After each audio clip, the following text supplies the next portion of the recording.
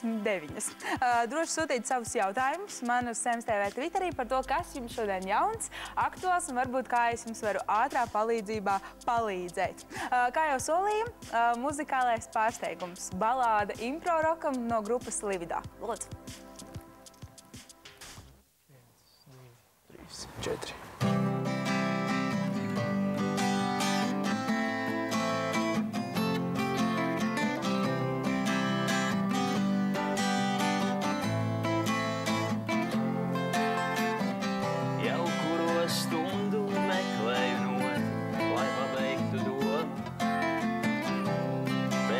Skaņas spēlē svarīgu lomu. Vēl daži vārdi un teksts ir pabeigts. Viss, ko vēlos es no sirds, jums būs pateikts. Neviens nav dzimis muzikants, bet ļoti patīk dziedāt mums kopā ar jums.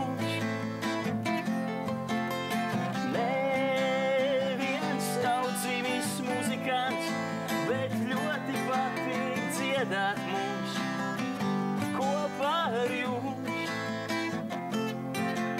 Ir doktora grādi, ir gaiši prāti, spēka iespējams tas nav katram cilvēkam. Bet tomēr katrs dara, ko māk, var rokas kā spārnus vicināt, var kopā nakturus dziedāt.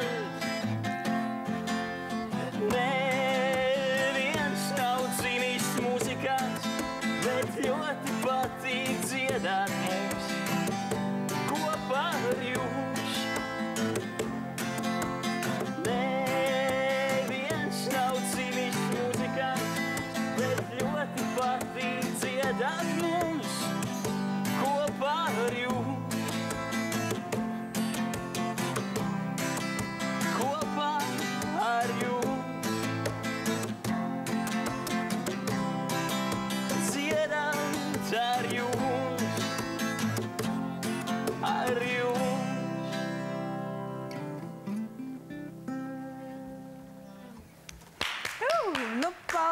Paldies!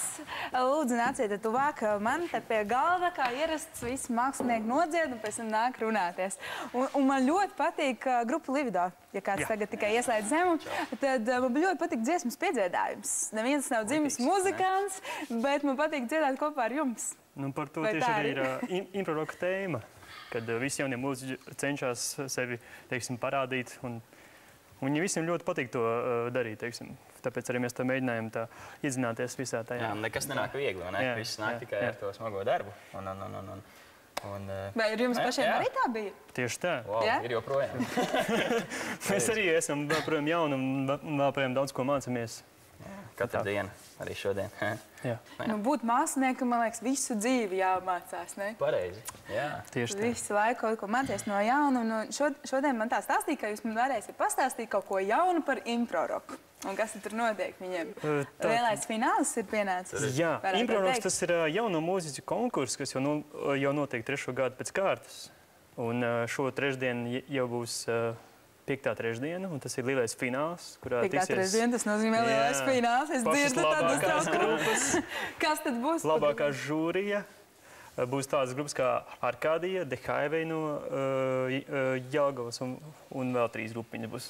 Kopā 5. Jā, mēs arī būsim. Jūs arī izturējušas. Mēs par cik atklāsim pasākumu ar to pašu himnu. Protams, pilnā sastāvā. Skanēs arī bišķi savādāk.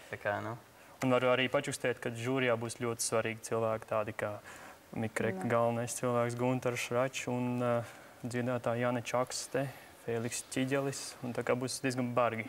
Aha, tagad grupas viss, kuras tu nosauc un kuru domā doties uz impro-roku, ja? Tad tagad rokas trīc un nezinu, vai varbūt jums kāds ieteikums, ko darīt, varbūt pirms kāpjot uz skatuves, vai kā jaunajām grupām sev labāk parādīt. Nu tā, lai netrīc rokas un balss. Galvenais neuztraukties. Trīcies. Izbaudīt to būšanu uz tās skatuves, būt brīviem. viss kārtībā. Jā, nē, nu galvenais ir droši vien uzkāpt un piedalīties un darīt to no sirds, vai ne? Un nekautrēties un dziedāt un pārējie arī droši vien dziedās līdzi. Jā, nu, ko mēs varētu ieteikt arī padomāt par to, kā viņi izskatīsies, teiksim, no tās skatuves. Arī vizuāls arī, teiksim, ļoti svarīgs, jo teiksim, viņi cīnās par diezgan svarīgām balvām, kas ir mūzikas ieraksts no Mārtiņa Frēmeņa fonda, vokālās nodarbības pie Jānis Čakstes, tur ir arī iespēja uztaisīt fotosesiju, dažādas balvas. Principā tāds mazais portfolio. Visām 5 grupām būs kaut kāda sava balviņa, bet, teiksim, pirmajai vietai būs tā pati galvenā balva. Kāda vispār ir tā situācija ar tām jaunajām grupām? Jaunajām grupām man jau negribētos tā teikt, tad liekas, tāda, nezinu, cita sabiedrība, bet varbūt, tāda, kad kas tur notiek? Vai tur ir tāda saspringa konkurence, vai jūs visi tur tā draudzīgi? Vairāk vai mazāk draudzīgi. Jā, protams, skatu vieno.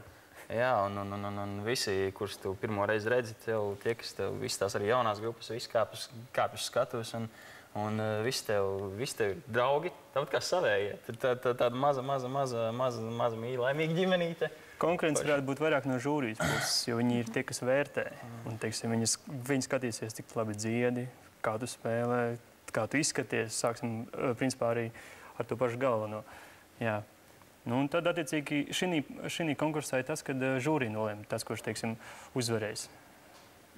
Bet kā tur ir ar to žūrēšanu? Man liekas, ka tā mūzika un māksla jau vispār ir tās nozares, kur tu īsti tā vērtē. Es nezinu, vienam patīk māte, vienam kleita, vienam meita.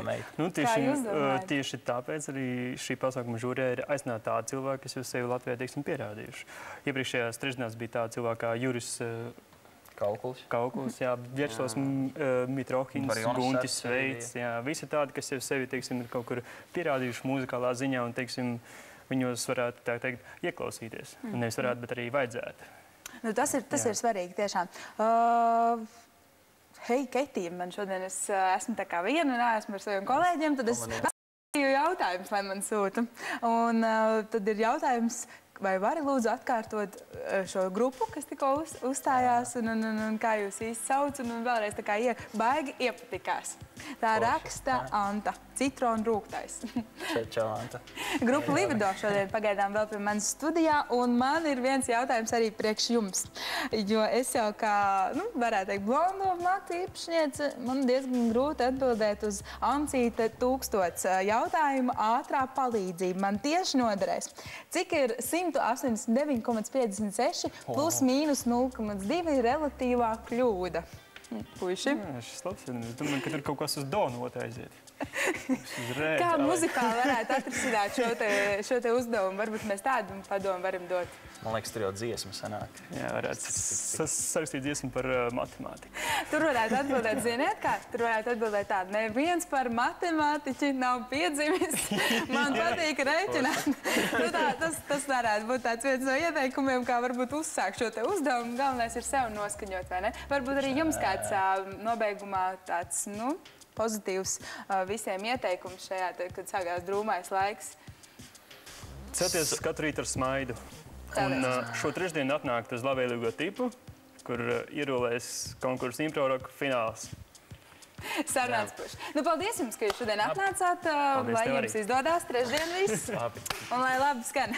Un jā, nāciet noteikti vēl ciemos, bet mums ir laiks ielūkoties, kas tad vēl būs raidījuma trešajā daļā. Kā un kāpēc tik vīrišķīgi un azartiski sporta veidi kā autodrifts puiši nolēmuši dibināt meiteņu komandu?